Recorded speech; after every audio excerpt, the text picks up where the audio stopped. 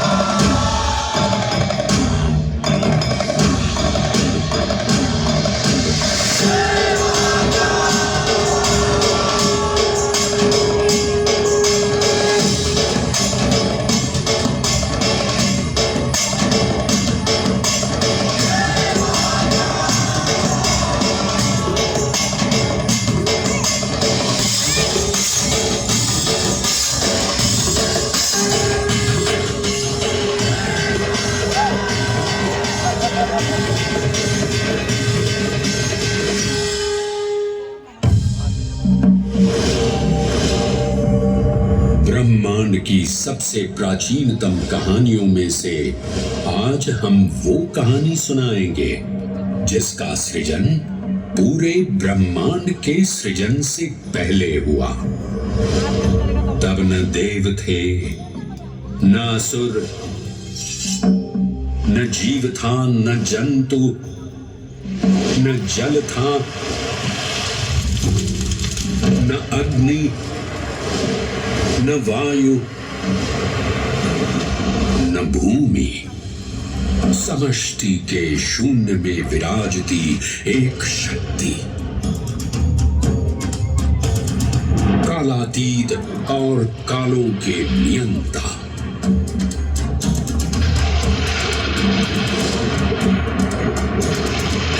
विधाता भी और विध्वंसक भी, अखंड, अचल, अविनाशी। ये कथा है उस महादेव के महाकाल स्वरूप की, जो सृष्टि के आरंभ भी हैं और काल के आगमन भी हैं। वे ही काल के सृजन करता और नियंत्रण करता भी हैं।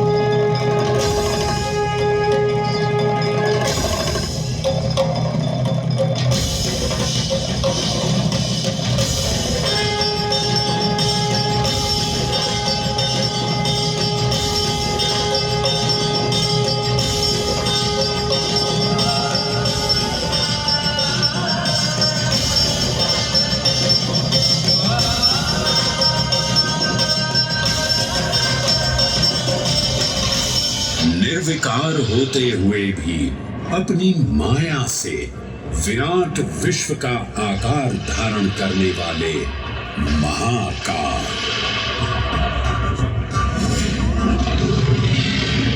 मेरुगिरी को धनुष और भगवान विष्णु को बाण बना दैत्यों के 3 पुरों का नाश करने वाले महाकाल।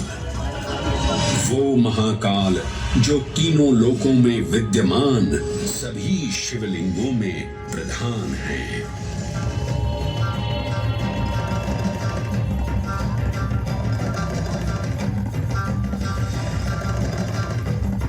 वो महाकाल जिनके त्रिशूल की तीनों नोकों से काम, क्रोध और लोभ पर नियंत्रण होता है, जिनके मस्तिष्क पर चंद्र शीतलता का प्रतीक है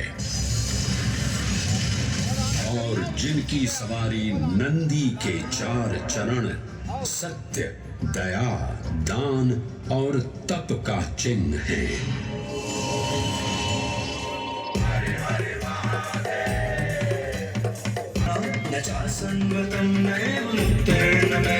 चिदानन्दरूपः शिवोऽहं शिवोऽहं चिदानन्दरूपः शिवोऽहं शिवोऽहं चिदानन्दरूपः शिवोऽहं शिवोऽहं चिदानन्दरूपः।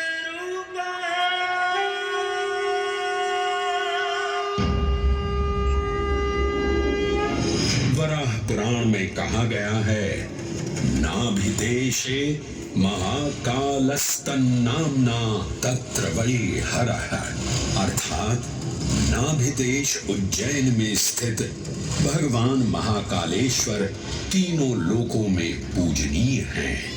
आकाशे तारकाम लिंगम पाताले हाटकेश्वरम मृत्युलोके महाकालम सर्वलिंगम नमोस्तुते।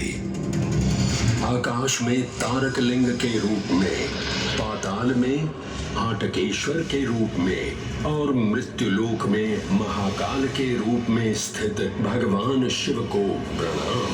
समस्त लिंग स्वरूपों में विद्यमान भगवान शिव को सादर नमस्कार।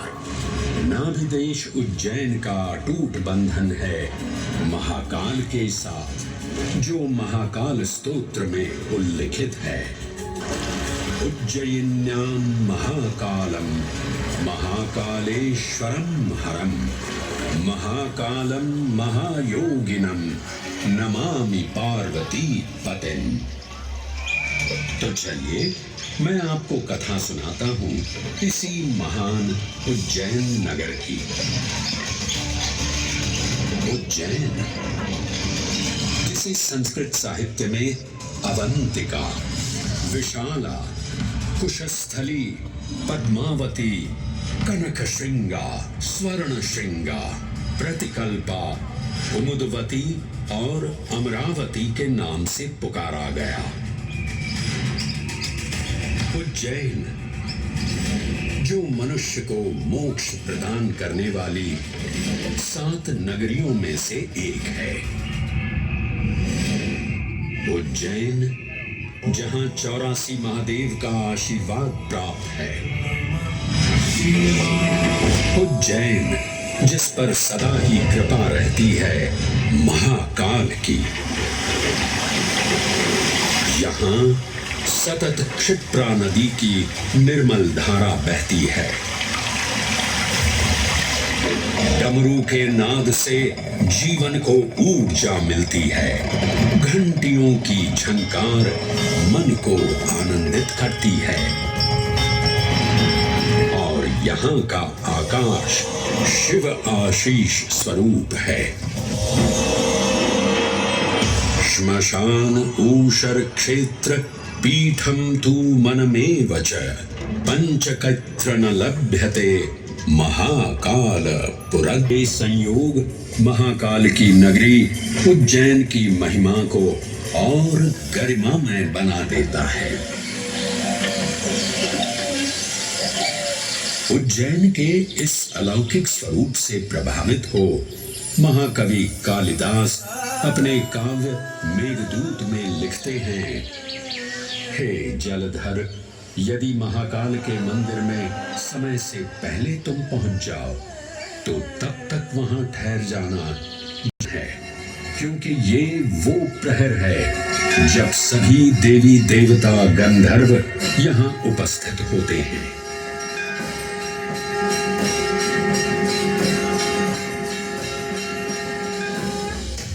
उज्जैन की महिमा अद्वितीय है।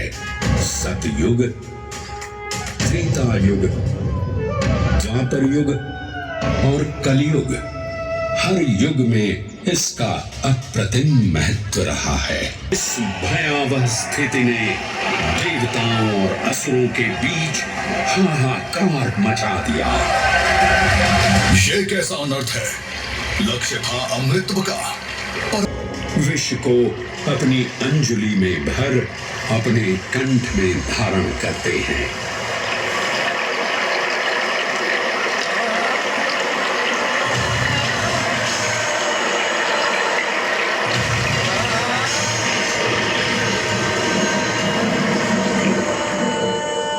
अंततो गत्वा सागर मंथन से अमृत कलश प्रकट होता है। जैसे ही अमृत प्रकट हुआ, दानवों ने इसे केवल अपने आधिपत्य में लेने की आकांक्षा प्रकट की और संघर्ष छिड़ गया। आज यदि हम इस अमृत को प्राप्त कर सकें तो हम देवताओं पर